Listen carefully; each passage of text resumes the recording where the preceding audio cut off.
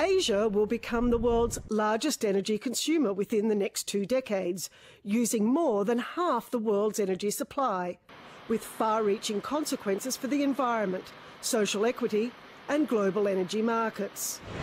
Conventional energy supplies in Asia are insufficient to support this pace of growth, says the theme chapter of the Asian Development Bank's annual report, Asian Development Outlook 2013. And policymakers must aggressively explore all options to curb escalating energy demand, tap new energy supplies and promote regional integration of energy markets. There is no single magic bullet to solve these problems. It requires Asian policymakers to be more creative and have a more strong political will to address sensitive issues such as reducing fuel subsidy and enhancing safety of nuclear power.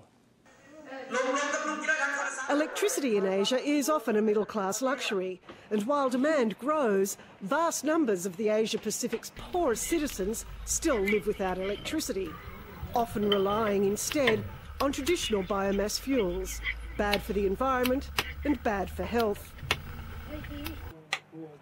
Universal access to electricity would deliver major social and economic benefits to the poor and foster inclusive growth. But it would require an investment of about $38 billion a year, 5 times recent outlays. The report underlines that renewable energy can bridge the energy gap, and urban planning, clean transport and fuel switching can radically reduce demand, creating an environmentally sustainable way of powering Asia's growing urbanisation. The developing Asia's growth rate is picking up. From the slowdown of last year, we are expecting that its growth rate will be 6.6% in 2013 and 6.7% in 2014. Inflation rate is contained, but in the midst of the very loose monetary policy from advanced economies, and as many developing Asias are now producing near its potential, we are expecting that the inflation pressures are building up, and the inflation rate will be 4.0% in 2013 and 4.2% in 2014. Definitely China. China's recovery is forming from 7.8% growth of the last year to 8.2% in 2013 and 8.0% in 2014. ASEAN economies also show quite remarkably the resilient economic performance.